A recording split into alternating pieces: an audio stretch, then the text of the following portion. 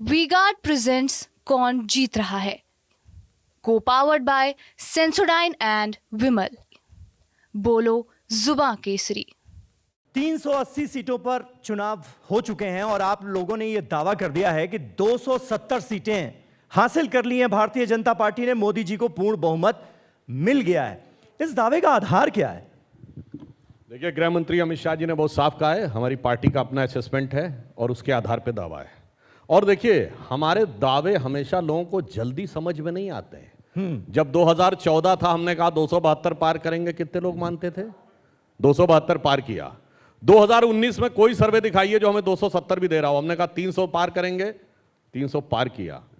बंगाल में हमारी 2 सीटें थीं, अमित शाह जी राष्ट्रीय अध्यक्ष, उन्होंने कहा 20 आएंगी। जब उन्होंने प्रेस कॉन्फ्रेंस में बोला था, लोग कटाक्ष भरी मुस्कान से मुस्कुरा रहे थे, 18 आई। तो जो कहा है वो संकल्प करके दिखाते हैं इस आधार के ऊपर। लेकिन सुप्रिया जी, आपके नेता राहुल गांधी ने 150 सीटों में सिमटा दिया भारतीय जनता पार्टी को। 140 सीटें अखिलेश यादव देते हुए नजर आ रहे हैं। ममता दीदी ने कहा कि 190 से 200 सीटें। आपका मैं एक पोस्ट देख रहा था, आपने कहा 4 जून बीजेपी शून्य। ये कुछ ज्यादा नहीं हो गया? आप सबको मेरा नमस्कार। 400 पार का जो नारा था वो आप लोग गलत समझ लिए। 400 पार का नारा पेट्रोल के लिए था, आप सीट के लिए समझ लिए। 1000 पार करा दिया गैस, डीजल को पहुंचा दिया 90, तो जनता ने भी मन बना लिया है। और असलियत यह है कि 4 चरण के मतदान के बाद एक चीज शीशे की तरह साफ है कि 4 जून को ना भारतीय जनता पार्टी की सरकार बनेगी, ना मोदी जी प्रधानमंत्री बनेंगे। और मैं बताती हूं क्यों। 400 पार का ये जो नारा था, ये बीजेपी के किसी भी व्यक्ति से कैमरा ऑफ करके पूछिएगा, वो आपको बताएगा जबरदस्त बैकफायर किया। क्योंकि लोगों को संविधान को खत्म करने की जो साजिश थी वो समझ में आ गई। लोगों को समझ में आ गया कि ये आरक्षण खत्म करेंगे, लोगों को समझ में आ गया ये अभिव्यक्ति की आजादी खत्म करेंगे, तो जनता उठ खड़ी हुई। और 4 चरण के बाद ये साफ है कि मोदी जी की सरकार नहीं बन रही है। और आप लोगों एक बड़ा फैशनेबल सवाल पूछते हैं, अरे आप लोग जबरदस्ती संविधान को खतरे में बताते हैं। 48 घंटे पहले बरेली में, उत्तर प्रदेश में ही बरेली है, वहां पर एक दलित चौकीदार था वीरेंद्र कुमार। उसको रामपाल और वीर बहादुर, 2 होमगार्ड जो तहसीलदार के सुरक्षा कर्मी थे, उन लोगों ने बेरहमी से पीटा। और पीटते वक्त गाली देकर कहा कि अनाज लोगे भाजपा का और वोट दोगे किसी और को। तो एक दलित को जब आप वोट देने का भी अधिकार नहीं देंगे, तो वो आपकी ऐसी सिट्टी पिट्टी गुम कर रहे हैं कि इन लोगों को पता है पैरों के नीचे से जमीन खिसक चुकी है। 150 पार होने के लाले पड़े। अब मोदी जी भी अपने मंच से 400 की बात नहीं करते हैं, क्योंकि खामियाजा 4 चरण के बाद भुगत चुके हैं। तो ये इसी से आप लोगों ने ये अंदाजा लगा लिया कि 400 पार का क्योंकि नारा दे रहे हैं, इसलिए ये आएंगे तो संविधान बदल देंगे, आरक्षण खत्म कर देंगे, वोटिंग राइट्स छीन लेंगे, तानाशाही आ जाएगी। नहीं, हमने ये अंदाजा नहीं लगा लिया, जनता ने लगा लिया। अच्छा। हमें तो पता ही था ये क्या कर रहे हैं। आप जैसे प्रबुद्ध पत्रकार कौन से चश्मे से राजनीति देख रहे हैं मुझे नहीं पता, हो सकता है अच्छे नंबर वाले चश्मे से देख रहे हो, लेकिन आज जो इस देश में हो रहा है उस पर क्या बहस हो रही है।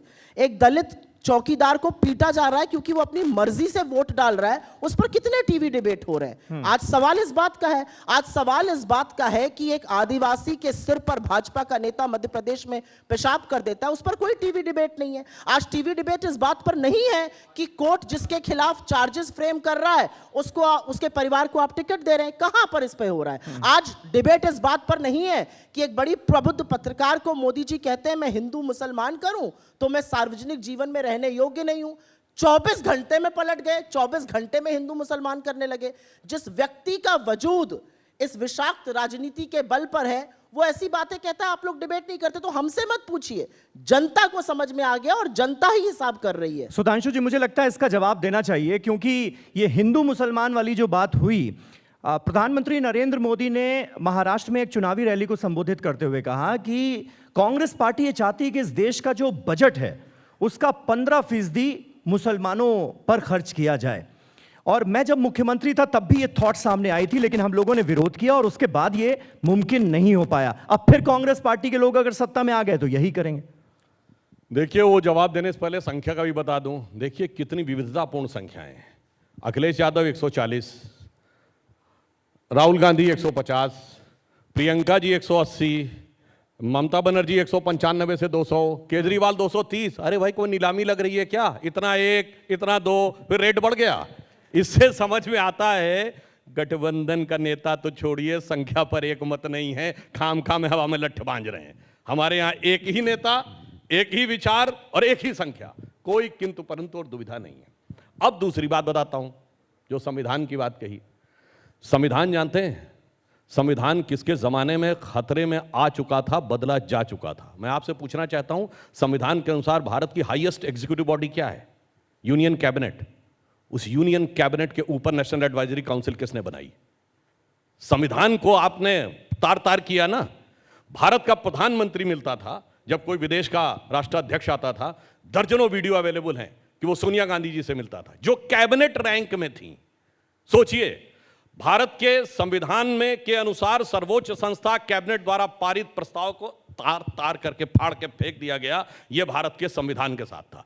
डॉक्टर अंबेडकर ने कहा था कि कभी धार्मिक आधार पर आरक्षण नहीं होगा, तो बाकायदा, अब उस पॉइंट पे भी आ रहा हूं, सच्चर कमेटी की रिकमेंडेशन में, रंगनाथ कमेटी की रिकमेंडेशन में यह रिकमेंडेशन की गई और यह कहा गया कि मुसलमानों को आरक्षण दिया जाएगा। और आज की पीढ़ी को न याद हो तो मैं बताना चाहता हूं, इस देश में एक ऐसा संविधान संशोधन भी हुआ था, 42वां संविधान संशोधन। जानते कितने आर्टिकल बदले गए थे?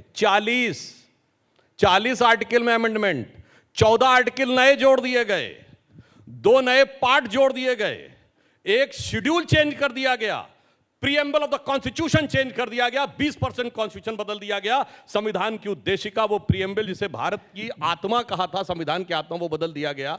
तो कहे नहीं, कर चुके हैं। इसलिए सबको पता है संविधान की रक्षा किसने की। वीगार्ड प्रेजेंट्स कौन जीत रहा है, को पावर्ड बाय सेंसोडाइन एंड विमल। बोलो जुबां केसरी।